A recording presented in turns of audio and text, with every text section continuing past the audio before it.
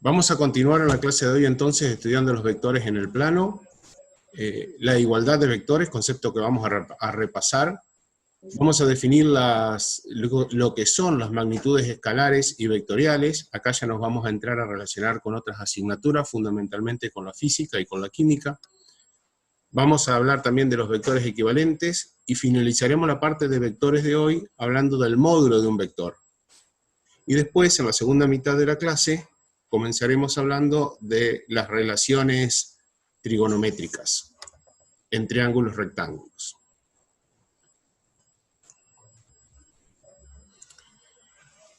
Esto es un repaso de lo que vimos ayer, de los elementos de un vector. Habíamos dicho que dado dos puntos, P y Q, definimos a la dirección del vector mediante la recta que lo contiene. Y la dirección de una recta, habíamos recordado también, que venía dada por la pendiente, la inclinación, el ángulo que forma la recta con el eje positivo de las X, es decir, algunos de los elementos que habíamos estudiado para definir justamente lo que era pendiente de una recta. El sentido que es cómo trazamos nosotros el vector, desde qué punto hasta qué otro, desde un punto que llamamos origen a un punto que llamamos extremo, y lo vamos a visualizar en un vector porque al segmento que va a estar entre P y Q le vamos a asignar una flecha que nos va a indicar, como en este caso de la figura, que el vector parte del origen P y termina en el extremo Q. Y a ese vector lo denominábamos, recuerden ustedes, con letras minúsculas, preferentemente de las últimas del alfabeto, sin tratar de usar X y Z que las dejábamos reservadas para variables. Por último, el módulo o magnitud de un vector, que es el tamaño del vector, y se representa, o es el valor, mejor dicho, de la distancia entre los puntos P y Q. Nosotros los vamos a ver gráficamente cuando dibujamos vectores en escala, comparando simplemente las dimensiones de los vectores, comparando cuánto mide un vector. Y ahí vamos a saber si tienen igual magnitud, si tienen mayor o menor magnitud unos que otros. Y por último definimos que si estos tres elementos se conservan de un vector a otro, vamos a estar hablando de que esos vectores son iguales. Entonces definimos que dos vectores son iguales y tienen la misma dirección, el mismo sentido y el mismo módulo. Habíamos también mostrado ayer un esquema donde teníamos dos veces repetida la figura de los puntos P y Q, pero trazados con dos vectores diferentes. El de la izquierda, que llamamos B, con origen en P y extremo en Q. El de la derecha, que llamamos W, tiene origen en Q y extremo en P. Noten ustedes que los puntos P y Q son exactamente los mismos. Como cuando definimos vectores, dijimos que el vector es un segmento orientado, y hace un ratito dijimos que los elementos de un vector son dirección, módulo y sentido, podemos ver que estos dos vectores tienen algunos elementos en común, pero otros no. Entonces decimos, ¿B es igual a W?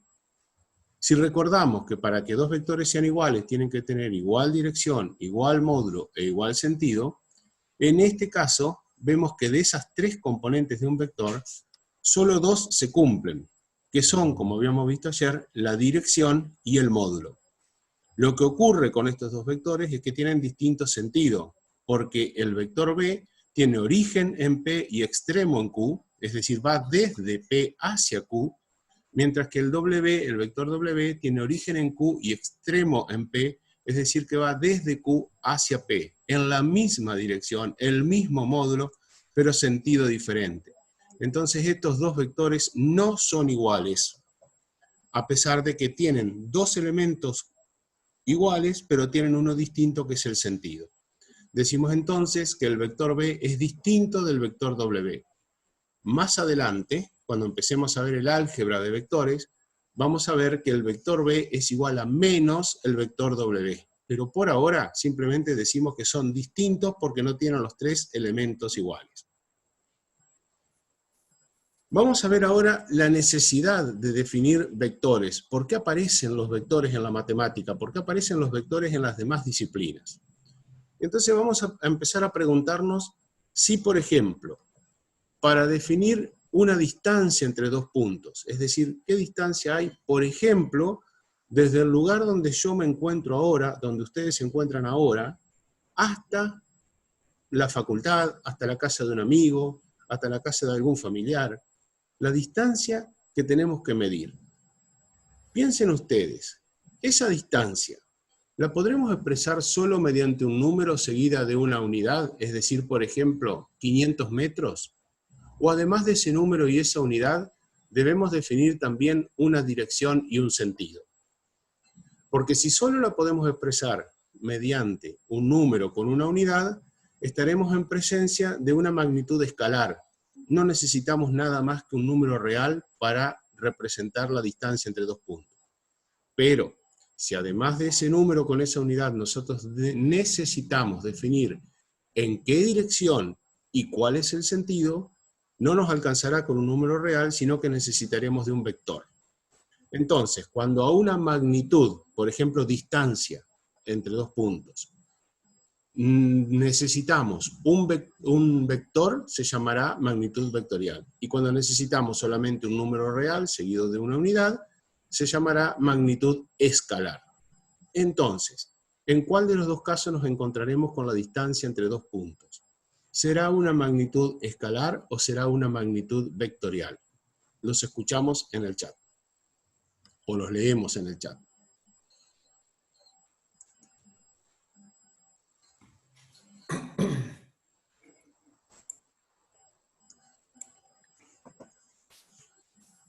La mayoría está diciendo escalar, o sea que ustedes dicen que para medir la distancia entre dos puntos no necesitamos nada más que un número y una unidad.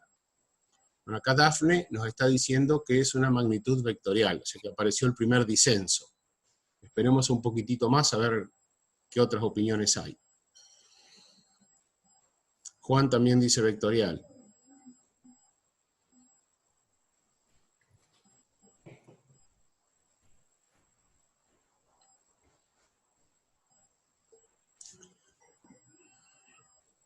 También dicen vectorial que necesitan dirección, un escalar. Bueno, vamos a revelar un poquito la incógnita. Cuando hablamos de la distancia entre dos puntos, estamos hablando simplemente de cuánto mide esa distancia. Entonces se trata de un escalar. Por ejemplo, si yo digo, desde mi casa hasta la facultad hay, supongamos, 2.500 metros. ¿No es lo mismo decir que desde mi casa hasta la facultad hay 2.500 metros que desde la facultad hasta mi casa hay 2.500 metros? Si yo mido, por ejemplo, tomo una cinta métrica y quiero medir el largo de la mesa sobre la cual me encuentro trabajando, el resultado de esa medición ¿va a dar lo mismo si yo lo hago de izquierda a derecha que si lo hago de derecha a izquierda? ¿A ustedes qué les parece? Que sí. Esto lo que me está diciendo es que yo no voy a necesitar un sentido. ¿Está? Simplemente tomo un punto, con el otro punto realizo una medición y simplemente informando un número con una unidad de medida, esto es suficiente. Por ejemplo, si nosotros queremos definir cuál es la distancia que existe entre la Tierra y el Sol, o entre la Tierra y la Luna, o entre la Tierra y un planeta. ¿Está? Llevándonos a astronomía. No importa de dónde hacia dónde voy, simplemente que mido la distancia desde un punto hasta otro. ¿Queda claro esta parte? Porque vamos a seguir trabajando y distinguiendo otras magnitudes. Algunas serán escalares, otras serán vectoriales. Si hay alguna duda, ustedes me avisan, chicos. Vamos a hablar ahora del desplazamiento entre dos puntos. Es decir, necesito salir de un lugar y llegar a otro lugar. ¿Alcanza solamente con decir, recorré 1.200 metros? ¿O también me tienen que informar cuál es la dirección y cuál es el sentido en el que me tengo que desplazar?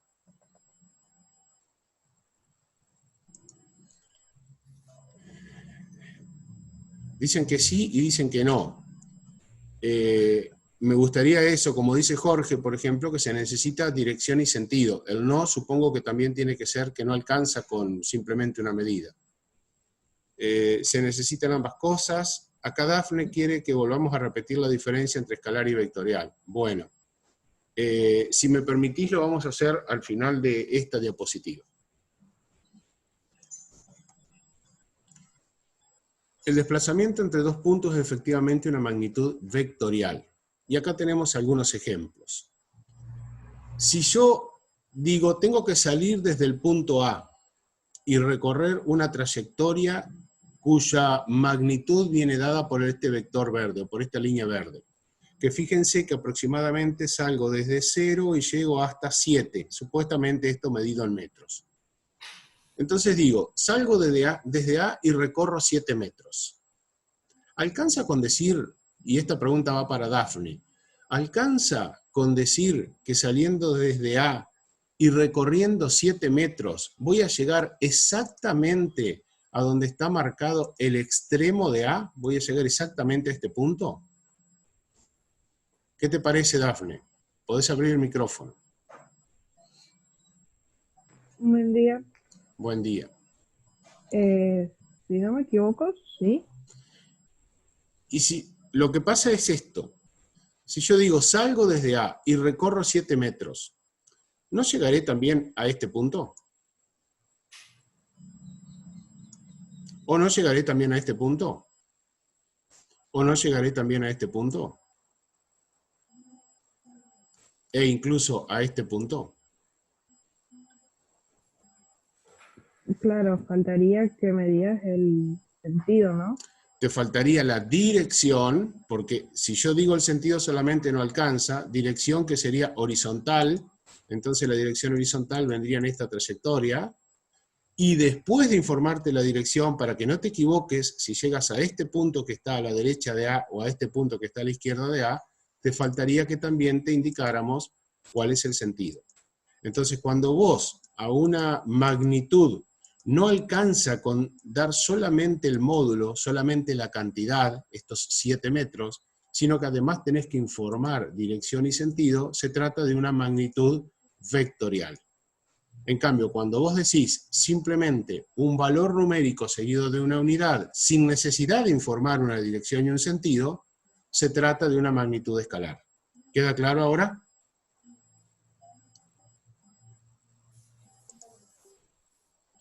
Bien. Continuamos entonces con la siguiente. Bueno, quería repasar acá, revisar esta gráfica. En el punto B ocurre lo mismo. Me tienen que informar también la dirección y el sentido. Es una dirección horizontal, pero fíjense que el sentido se hace hacia la izquierda. ¿Y qué pasa con el desplazamiento C? ¿Alguien me podría informar o decir qué necesito para salir de este punto C y llegar exactamente al valor donde está el final o el extremo de la flecha? Más o menos, tomando como idea la escala que hay sobre el eje.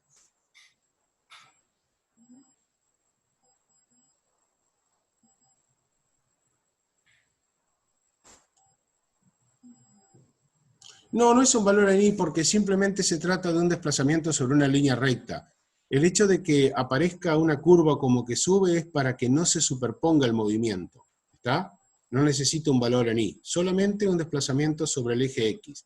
Pero ¿qué pasa? ¿Por qué este desplazamiento C llega hasta aquí y después hace como una curvita, vuelve y después otra vez avanza, siendo que yo digo que solamente es una línea recta que está marcando?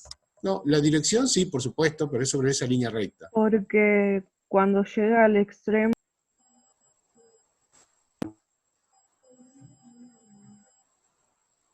Una línea recta desde C hasta donde termina. Sí, pero yo una línea recta desde C hasta donde termina podría haberla graficado simplemente así, miren.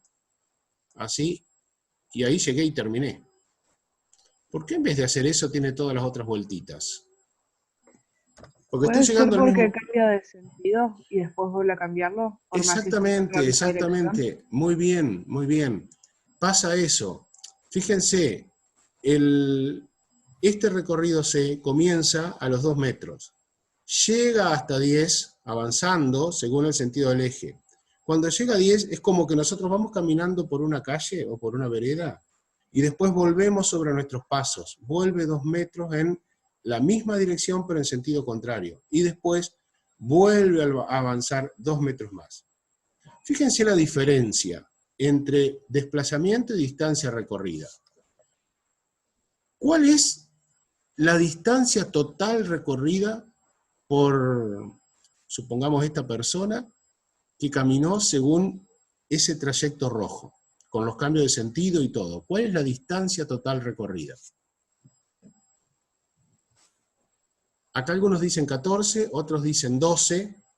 Bueno, la misma no sé a qué se refieren, porque la verdad que no lo sé, es un número.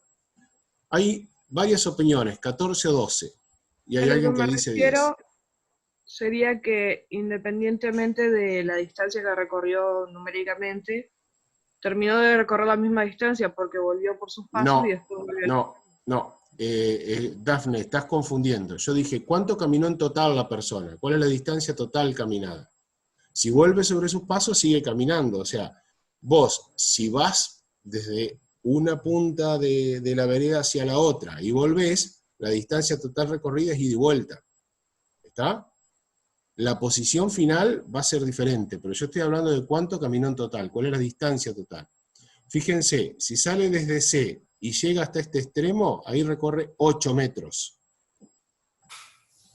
Después vuelve sobre sus pasos 2 metros más, o sea que tiene 10. Y avanza sobre sus pasos 2 metros más, o sea que el total es 12. 12 metros en total. Yo estoy seguro que aquellos que escribieron 14 supusieron que desde C hasta el punto en el cual vuelve sobre sus pasos la persona, contaron 10, pero hay un error en la interpretación del gráfico, porque fíjense que C comienza en 2 y termina en 10. Por lo tanto, esta primera trayectoria no es de 10 metros, sino que es de 8 metros. ¿Puede ser que hayan cometido ese error quienes dijeron 14? Perfecto, perfecto. Entonces fíjense dónde arranca y dónde termina, ¿está? Muy bien. Si no se dieron cuenta, efectivamente, de que C arrancaba en 2 y no arrancaba en 0. Y en el caso, eso es en cuanto a decir cuánto caminé, cuál fue la trayectoria total recorrida. Pero si yo dijera ahora, ¿cuál es la distancia desde C hasta donde terminó el movimiento? Juan contesta 8 metros, y estoy de acuerdo, porque arrancó en 2 y terminó su recorrido final en 10. Más allá de que haya ido, vuelto sobre sus pasos y otra vez avanzar. Pero la distancia entre el punto inicial y final, distancia, es 8 metros. En cambio, el desplazamiento total fue de 12 metros. Acá podemos ver el concepto, o sea, la diferencia conceptual entre distancia y desplazamiento. Esto lo van a usar muchísimo en física. ¿Y cuál sería la distancia recorrida en D y el desplazamiento total en D? Lo que ustedes quieran primero, distancia o desplazamiento.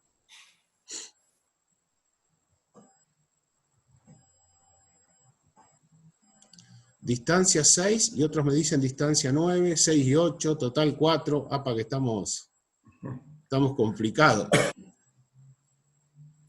Bueno, miren, tiraron todos los números posibles, 3, 4, 5, 6, 8, 9, arrancamos en 9 y llega hasta 3.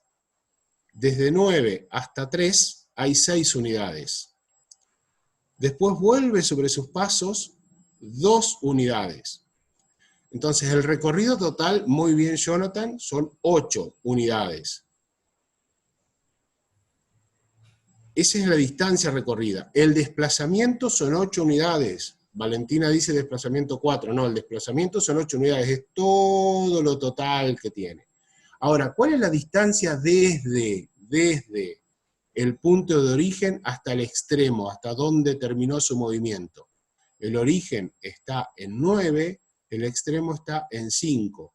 Por lo tanto, la distancia entre la posición inicial y final es 4. El desplazamiento total es desde 9 hasta 3 y desde 3 hasta 5, es decir, 8. Así que corrijan por favor lo que están diciendo. Bien Florencia, que dice distancia 4, desplazamiento 8. Y hago una pregunta más.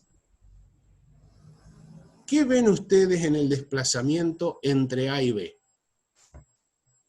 ¿Qué me pueden decir del desplazamiento entre A y B? Es opuesto, dice Florencia. Bien. Acá Tomás arriesga algo más y dice uno negativo y otro positivo.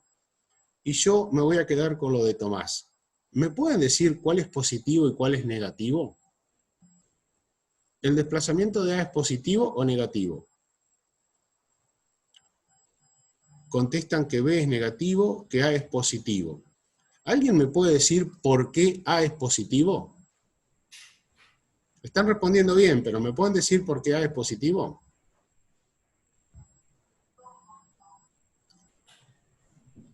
¿Por qué el desplazamiento? Por convención.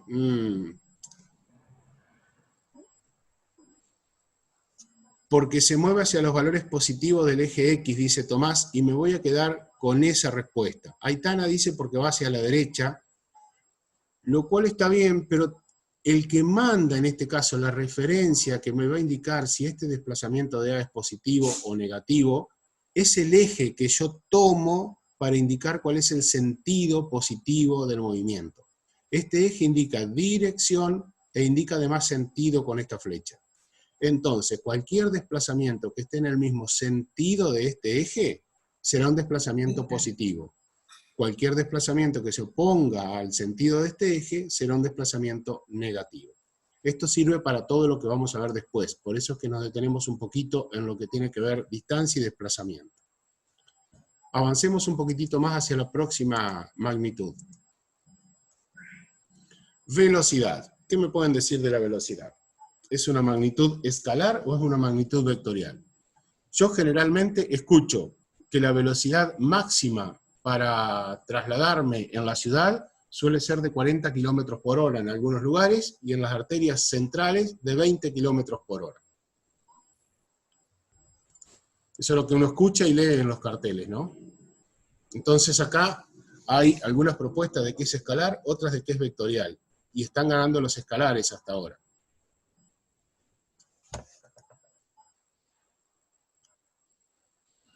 Acá hay alguien que dice que es vectorial, que se corrige. Hay otro, Malena dice que es escalar porque es velocidad, es distancia por tiempo.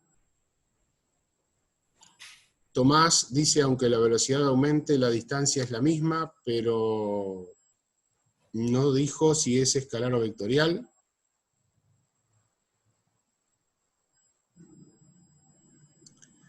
Bien.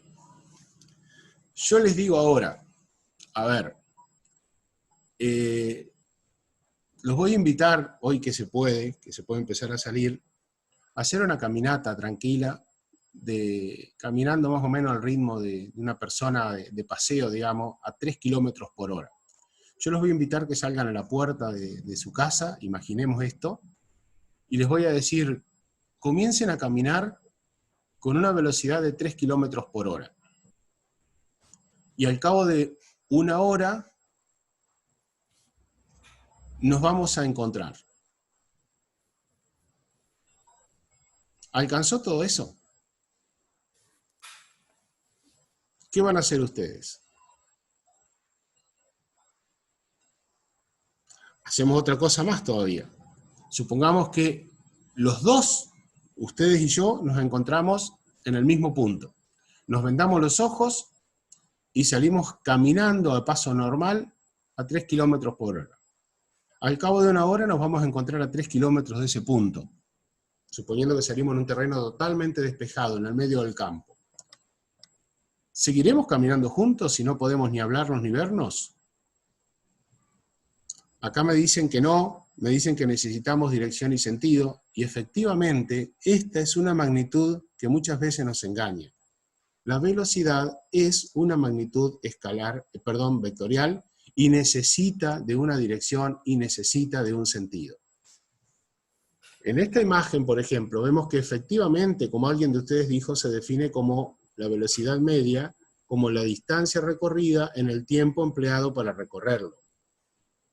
Y vamos a tener velocidades positivas y velocidades negativas. Si, por ejemplo, este auto, que lo vemos que tiene la trompa del auto hacia nuestra derecha, y suponemos que entonces el sentido positivo en el que se está moviendo es hacia la derecha.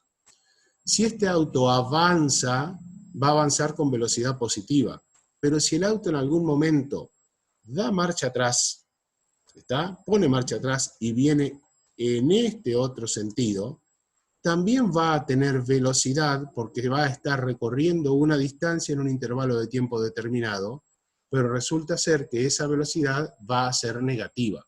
Porque si esa velocidad no fuera negativa y fuera siempre positiva, el auto continuaría avanzando indefinidamente hacia la derecha y nunca volvería hacia atrás. Entonces, tener cuidado con velocidad, esto es una cuestión que se va a manejar muchísimo en física, porque estamos hablando de que es una magnitud vectorial. Sergio. Sí, Tochi. Ajá, no, con respecto a velocidad, fíjense los chicos, para terminar de convencernos de que realmente es una magnitud vectorial, fíjense que cuando uno escucha el pronóstico del tiempo y que actualizan los datos y demás, dice la velocidad del viento es de tantos kilómetros por hora del sudeste o del noroeste. Fíjense que con decir solamente que la velocidad del viento es de 5 kilómetros no alcanza, porque no es lo mismo que el viento esté de un lado que del otro. Así que realmente es necesario conocer la dirección y el sentido. Por eso es que indudablemente la velocidad es vectorial, ¿no? Perfecto, Tochi, muy bien. Muchas gracias, porque muy clarita la acotación. Creo que a los chicos les quedó claro. Avanzamos con una más que tiene que ver con el pronóstico del tiempo, como decía Tochi recién, pero estamos hablando de la temperatura. Acá de nuevo, ¿alcanza con un número y una unidad o necesitamos también hablar de una dirección y un sentido?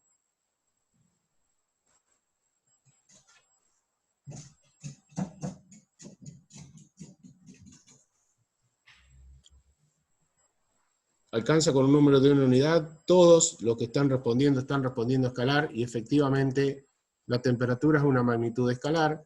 Esto es una foto de lo que fue el pronóstico del tiempo para ayer en Gualeguaychú, y alcanza simplemente con decir que la temperatura es de 10 grados Celsius, número seguido por una unidad.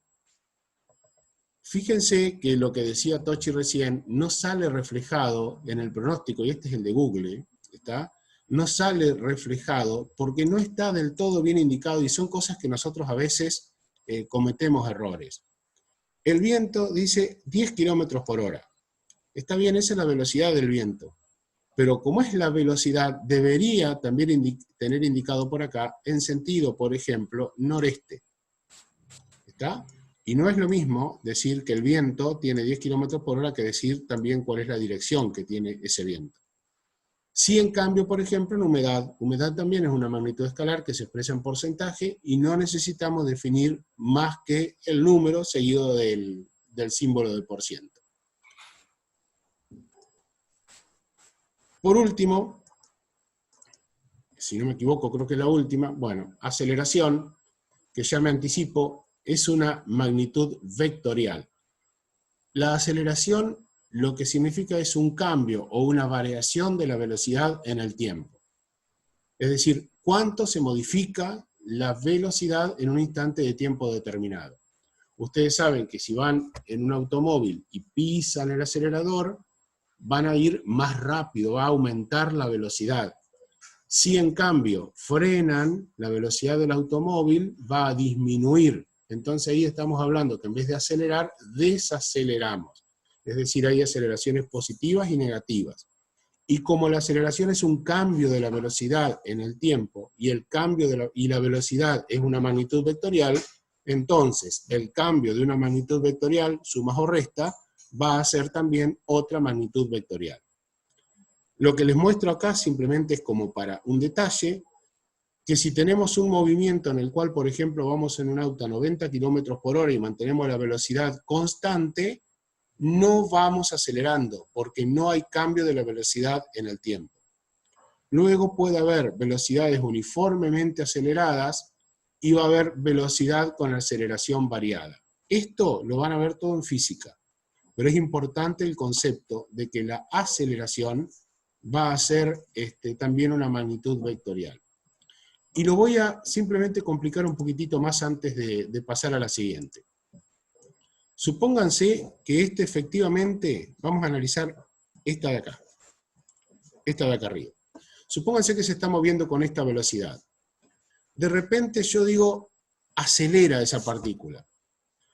¿La velocidad va a aumentar o va a disminuir? Si estoy diciendo que esa partícula se acelera.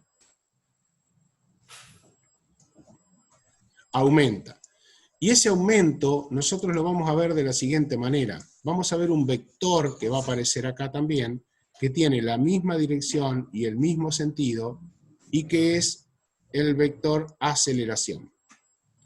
Entonces nosotros vamos a decir que la aceleración tiene la misma dirección y sentido que la velocidad cuando la velocidad aumenta.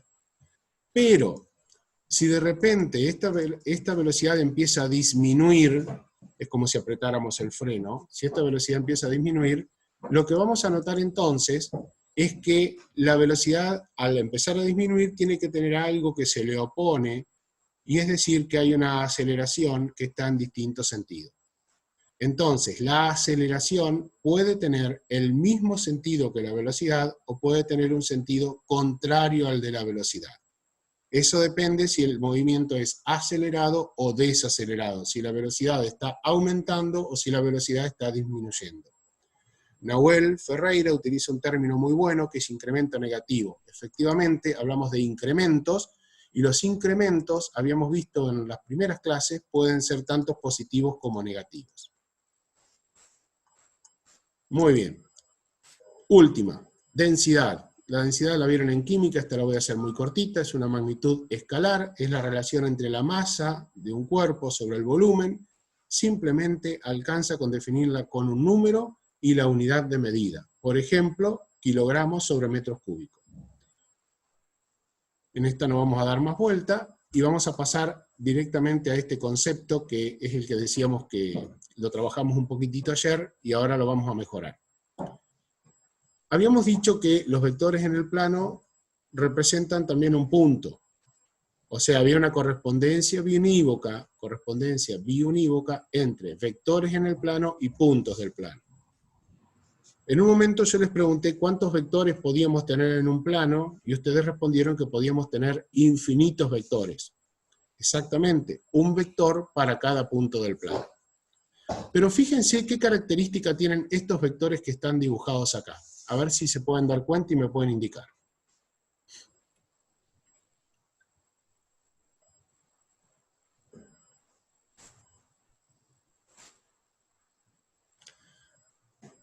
Dicen son iguales. ¿Por qué son iguales esos vectores?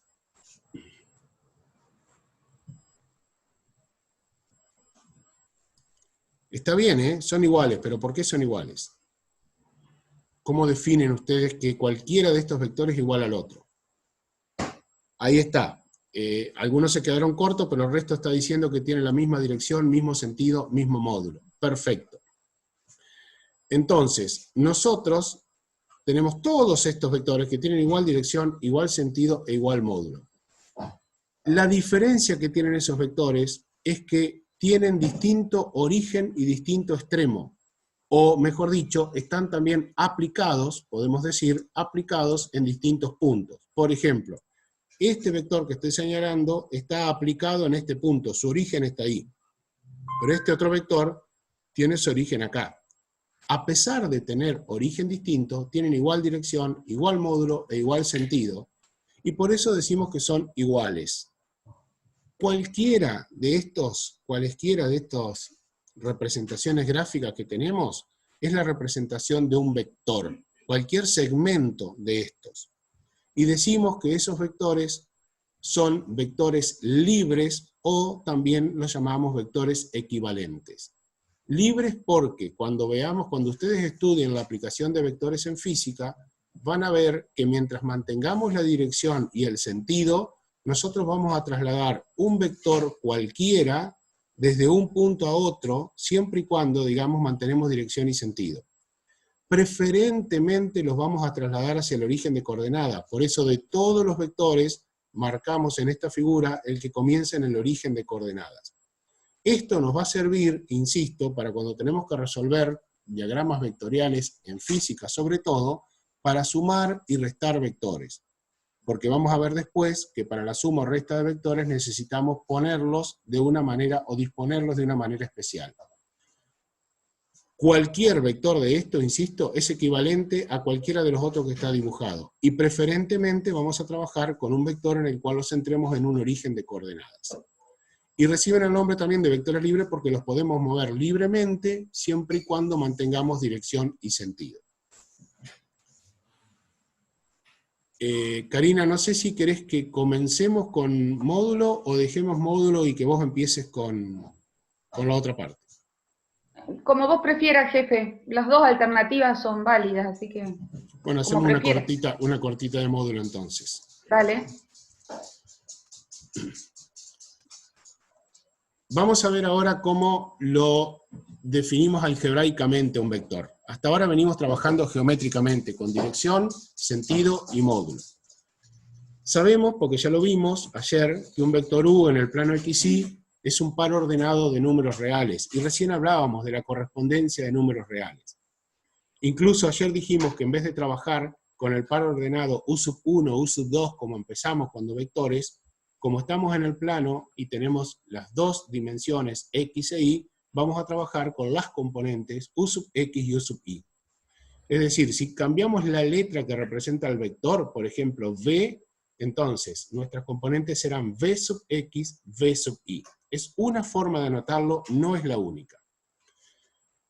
Ya sabemos que estos son elementos o componentes del vector, y por ejemplo, decimos que un vector lo podemos representar mediante el par ordenado 3, 2. ¿Qué significa esto? Que la componente en X del vector U será 3, y que la componente en Y del vector U será 2. Y como decíamos recién, que un vector tiene una correspondencia biunívoca con un punto del plano, entonces para trazar ese vector a nosotros nos bastará con ubicar este punto, que ya lo sabemos ubicar en el plano, el punto 3, 2, que llamamos A, que tiene coordenadas 3 en X, abscisa, 2 en Y, ordenada, y directamente uniendo desde el origen de coordenadas hacia el punto, obtenemos la representación del vector. Cualquier par ordenado que a nosotros nos den va a ser un punto en el plano. Uniendo el origen de coordenadas con ese punto, en ese sentido, desde el origen hacia el punto, vamos a tener representado gráficamente nuestro vector. Siempre es importante esto, ¿no? Desde el origen de coordenada y hacia el punto que nos dé. ¿Y el vector nulo? ¿Cuáles serán sus componentes? ¿Y cómo lo representaremos?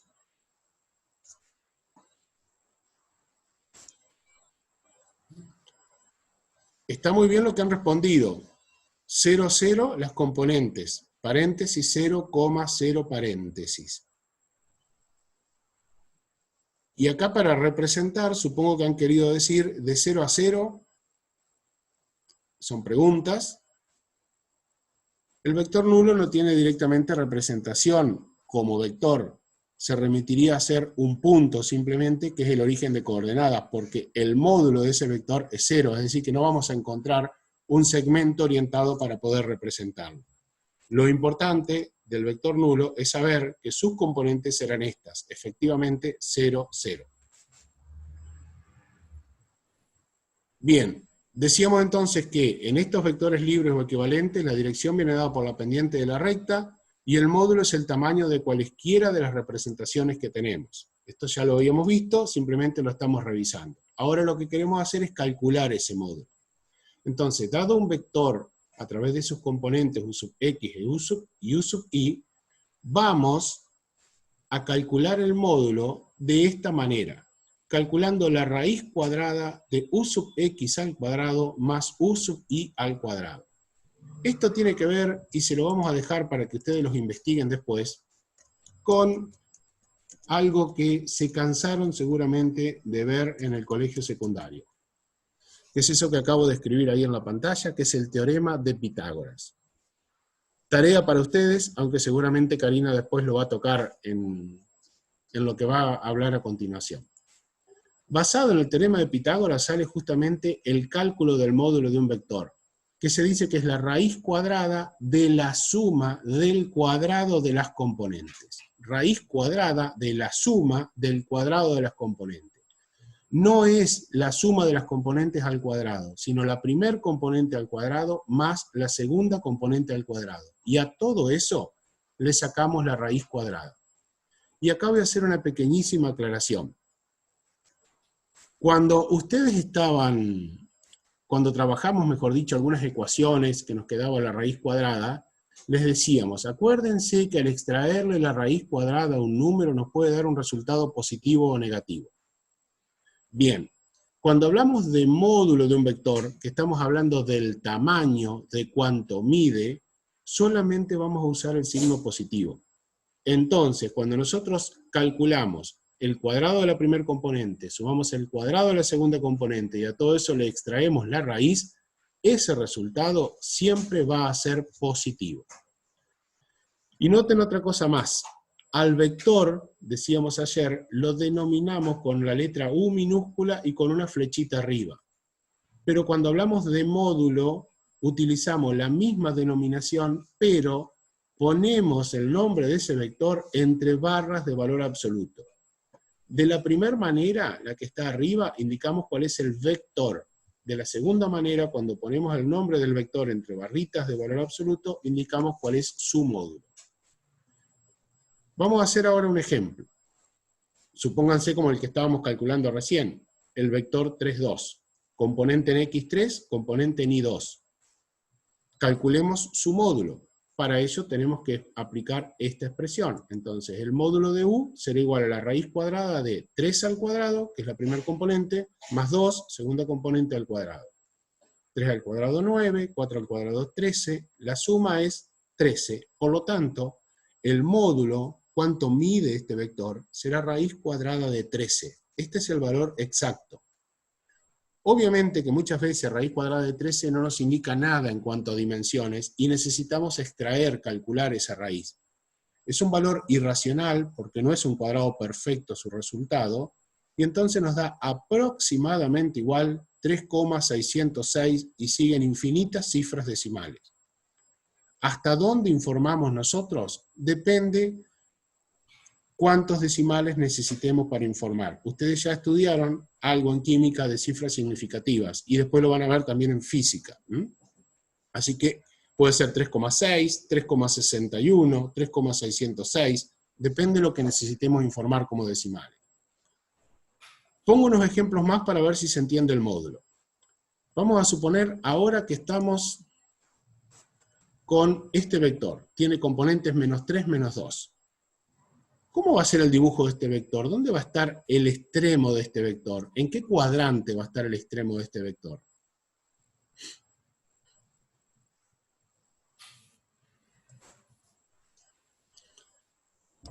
Cuadrante 2, están diciendo, cuadrante 3, cuadrante 2. Fíjense que la componente en X es negativa, la componente en Y también es negativa, por lo tanto tiene que estar en el tercer cuadrante, efectivamente. Menos 3 de X, menos 2 de Y. ¿Y cuál será el módulo de este vector?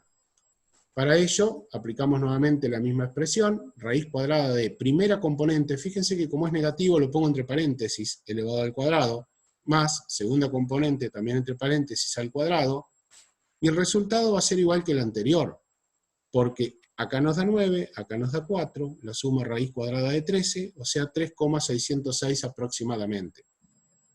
Y sí, ese vector está ubicado en la misma dirección que el anterior, pero tiene sentido opuesto. Tiene igual módulo, pero sentido opuesto.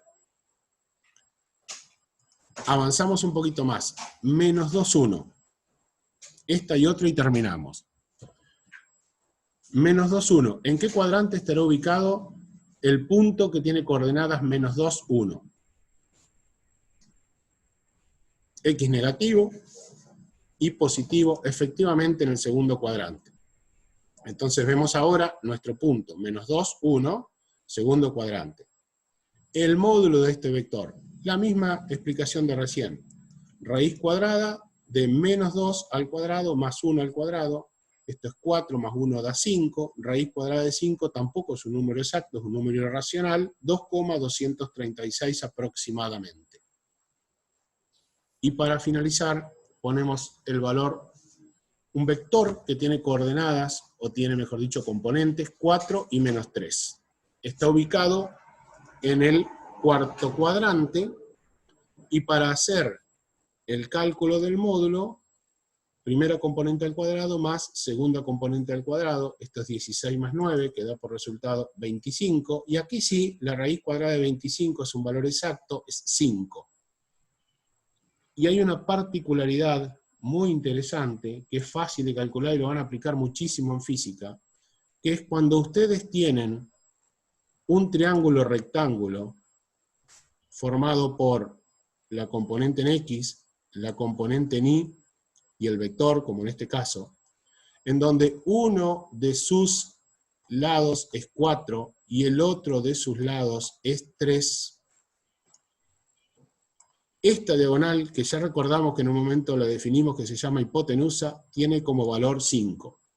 Es el único triángulo rectángulo cuyos lados son 3 números naturales consecutivos. No van a encontrar otro triángulo compuesto de esta manera. Si un lado de un triángulo rectángulo vale 3, un cateto, y el otro cateto vale 4, entonces la hipotenusa vale 5. No porque a nosotros se nos ocurra, sino porque lo acabamos de verificar con esta cuenta que hicimos para el módulo. No existe ningún otro par de números naturales consecutivos que puedan ser catetos de un triángulo y la hipotenusa dé por resultado el número natural que sigue. Esto es una propiedad muy especial y muy usada por gente que ni siquiera sabe matemática, como por ejemplo... La terna pitagórica le llaman. Exactamente, terna pitagórica. Por ejemplo, lo usa un albañil cuando va a construir una casa, cuando va a comenzar con los cimientos de una casa, y seguro que no sabe nada de matemática, nada más que sumar y restar, por supuesto, pero no las propiedades que ustedes conocen.